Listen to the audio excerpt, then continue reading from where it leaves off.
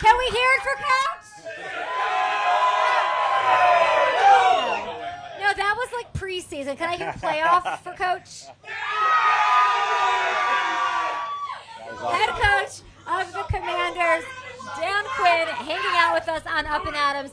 Coach, great practice, high tempo out there. Tell me about your day. Yeah, so it was a fun day. We had a lot to put in today. So we had a bunch of competitions at the start, wideouts, corners, tight ends, running backs, linebackers, safeties, and then the big guys. And then we hit some situations. We did a lot of run game. And then at the end, we did a 4-minute, to try to close it out. So it was cool to see B-Rob hit a big run to go finish it off. So at the practices, Kay, we just try to make as much game-like as you can. It won't be the same, of course, but as high a focus and intensity and execution as we can, that's what will make it excellent.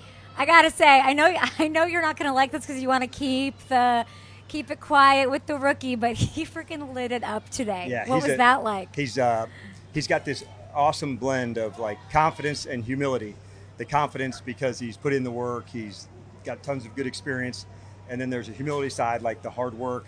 He's here early, he's doing extra, so like the hunger and the work ethic of the young rookie coming up, and like the confidence and swag of somebody that's been, around the game for a while. So it's this really cool blend and ratio of both. And I think to be excellent, you do need both. It's not always that way with a rookie quarterback, especially one that's as highly touted and as talented as he is. What's keeping you from naming him the starter? Usually that's something because you want the humility part of it. What is he trying to earn here? I think what we try to do for everybody is just make sure we're going to make competition the theme and all that we're going to do. And so for him, it's not just competing against the other person. It's like his past self. Can I raise it again? So he's playing the position excellent, not just throwing it in and out of checks, protections, run game. So he's really off to a great start, Kay. I feel like Marcus Mariota is like the perfect person to have in that room with him.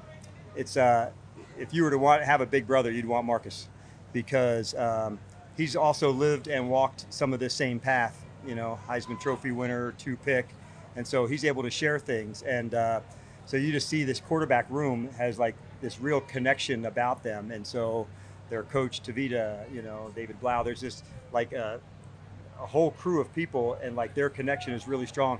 It's not like that all the time. And so in this instance, for a player coming in, I don't think Jayden could have done any better than to have somebody like Marcus to look up to. Like he's got that kind of like space about him. You seem really happy, Coach. Yeah, I'm really happy here. for you. Yeah, thank you. It's I can tell. You're sometimes at the right place at the right time with the right people. And so, yeah, I'm enjoying it and having fun. And so it's been a really cool start. Did you get up at 4 a.m. to watch hammer throwing? Not this today, maybe another day. But have you been watching? I love track and field. So that it just started. I loved watching the Netflix show Sprint, to find out about the U.S. sprinters, Jamaican sprinters. It was awesome. And so there's so much parallels that I'll use. Like yesterday I talked about finishing, so I showed the end of the U.S.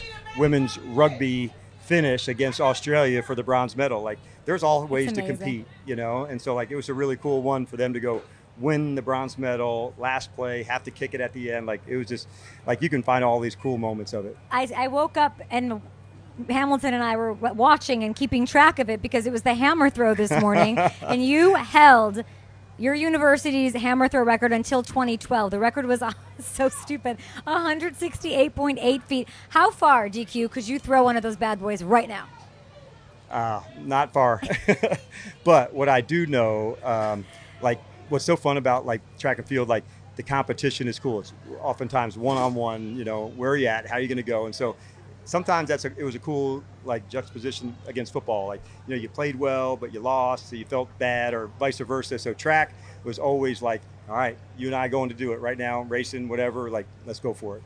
This Jayden Daniels is fascinating to me because every person has the same, I don't know if just the PR is so great, and I think it is here with the Commanders, but it's humility and confidence. Have you ever seen that mix in a rookie quarterback before?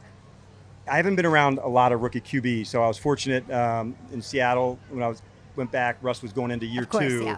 Matt, and Dak. So this has been actually my first experience of going through the whole process with Adam about selecting the quarterback. And so going to all the trips across the country with him was cool. So at any position, he would be, amongst elite people, coming in and really nailing it at lots of positions, over my 20 plus years in the NFL. It's really cool. So tell me when you're going to name him the starter. What does he have to do? What is the moment you're looking for? Or do you have it planned out already? Yeah, I think as we were going, we wanted to get into, the games. We're going to go up and play some practice at the Jets, play a game there. Same thing with Miami. So he's getting the work that I wanted. That's the number one thing, Kay, to make sure that he's getting the work with the first group. He's getting the timing. He's getting the stuff to go. So I just wanted to make sure we don't miss one step of it. We haven't even been all the way through our installs yet, but he's off to a remarkable start. You have my favorite player here, your old Seahawks captain. I have a couple of favorite players here that I can't say out loud, but I'm glad that your favorite player is one of my favorite players. He's joining us on the show here. What does he mean to this team, and what did you know, knowing him, that he would bring day one? He means a lot to me. I think early in your career, you think leading is about you and how you're leading. And then as I get a little more chrome, you realize leading is about finding the leaders in others. And Bobby had that early on in his career. So for a long time, he set the standard of what a professional can be and look like and act like and prepare like. So bringing him here, I wanted to be clear, you're not coaching. I just want you to be you, fully turned up. And so everyone else can see what that championship standards look like, because you don't tack those on at the end. You have to have championship standards of what you do if you want to play like that. So for Frankie Luvo and Jordan McGee, who's a rookie, to come and just be next to him and watch the process, that's cool stuff. I'm excited about this D-line. Yeah, there's some good guys coming along. Yes. I think Deron Payne seems motivated to get back to that double sack season that he had back in 2022, and they're saying that the energy is here. You are a motto guy. What is the motto for this squad? I think as we're getting started, we're trying to get our identity right, to say, who are we going to be? And you have to go through some games in order to do that. But I'm certainly hoping when you and our friends and family watch us play, say, man, these guys absolutely bring it. And the speed, the physicality, we're capable of doing that. And so it's guys like Deron and John and Dorrance Armstrong and Bobby that bring that type of effort and commitment. That's what we're looking for. If you had to have a motto on the back of your shirt right now at this point, what Anybody, is it? Anytime, anywhere. That's what it says on the back of my shirt right does now. Does it right now? Can I yes. see? Yeah. I literally I didn't know that. Hold on, show the camera. Do a full 360. Yeah, come on. No, Put on your West. best Sam Hartman here. Be a model for the day. It's not. It really has less to do about the opponent and more to do about road games, home games, standards, hot, cold, indoor, outdoor. If you're ready to get it on, you got to be able to go East Coast, West Coast, Sunday nights, Monday nights, Thursdays, and division games, non-division games, they all do it. And so that's what that means. It's not about proving it like an opponent, but it's about saying we're going to be a tough draw. And so their place, our place, night, day, hot, cold, we're ready to get it on against anybody. Let's go. Let's PG family show. Let's go. I could run through a wall. Are you guys ready to run through a wall for your coach? Everybody is.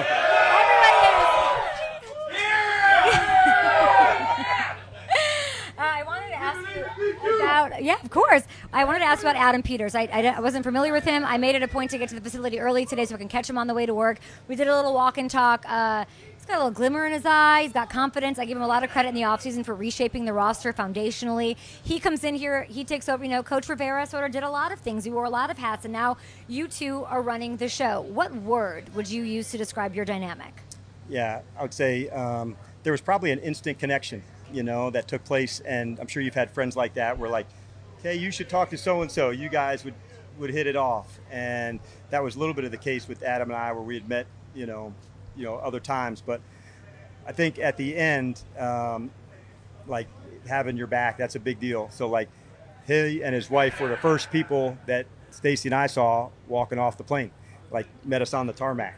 And so I wasn't expecting that, day one to go. So for him to know that shoulder to shoulder, the whole time, that's been really cool. So we spent a lot of time together, and he's just got a great vision, and he's been excellent through his spots at finding what the team needs.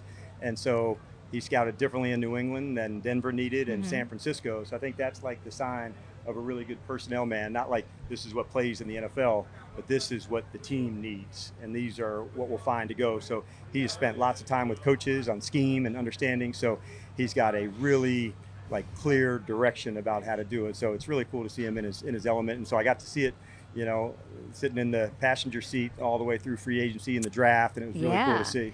Coach, it's funny that you say passenger seat because I got to hear about how you almost died several times with Adam Peters during the pro day portion of the program. Tell me about this. Yeah. Tell me about the flights. When I said we were close, there was some turbulent weather, and it's not last rites, but hey, man, if this doesn't go down, I love you, brother. Did you guys like grab you? Was there really that? Just looking over to one another. You're kidding me. Are we going to be good here? And like storms and other stuff, and so it was a lot of laughs now. But at the time, you're like, yo, man, that was serious. That's shoulder to shoulder, and anyone, anywhere, anytime. Last one for you. I heard yesterday at camp there was fans and kids, children or children. Your captain, Terry McLaurin, who's, I would say, if I had to make a list of beloved players in the NFL, he's close to the top of the list from this fan base, and he should be on and off the field. Perfect exemplary person and human in what he brings and other things that you care about, I know. As you rock these 11s, Coach, I see you. There was a story that I heard from fans that there was a kid, Terry signed something for him. The kid got it snatched from somebody else. Yep. Terry got wind of it and came out and signed like 200 things for him, basically taking the shirt off his back. It was his birthday, the whole thing. It was the kid's birthday. What would you like to say about Terry? I think it's easy to know Terry, the ball player, but under the helmet, behind the ribcage, like this is a real guy. Like you can tell he's a pro's pro when he walks into the arena. He looks like it, plays like it, performs like it, but the impact that he makes off the field is really significant. Like that one young kid will remember that moment forever, and like just his words and encouragement to somebody into that space, like he just stands for the right stuff. So for anybody listening, like Terry McLaurin sets a standard on and off the field. And on the field? Yeah, and he's like still as I that said, dude 100%. Like for I'm saying, Jayden? you walk in the arena, you see him, his presence, the way he acts, and so he doesn't change. And so the guy, behind the helmet, the man is just as significant as the ball player, and that says a lot. Magic ever text you? Yes. Tell me, how often? And is Kevin Durant texting you? My phone message, I was like, hey, Dan, this is Magic. I was like, yeah, you can't mess with me today. I'm doing good. So I absolutely saved that. You don't get a call from Magic every day. He calls you? Welcome, congratulations, welcome to the team. And so it absolutely made my day. And so then you get to know with him, getting to know the guy, like that's a cool thing. Like he's just about the right stuff. And there's not many people that know winning as well as he does. College, NBA, Olympics, ownership. Shoulder to shoulder. He is that dude. And so Adam and I got to spend some time out in LA with him, and we've had times when he's been here too. But it's really cool to have him on your team, like knowing that's Magic, that's one of my guys. I love that. Coach, we got to wrap here. Yep. I got to tell you, all the ladies are tweeting me, do not cut Sam Hartman. Sam's, it is his play. So looks good, plays good. Looks good, plays good. A man of mottos. Anyone, anywhere, anytime? You got it. I got it. All right, Dan Quinn coming to a playoff near you.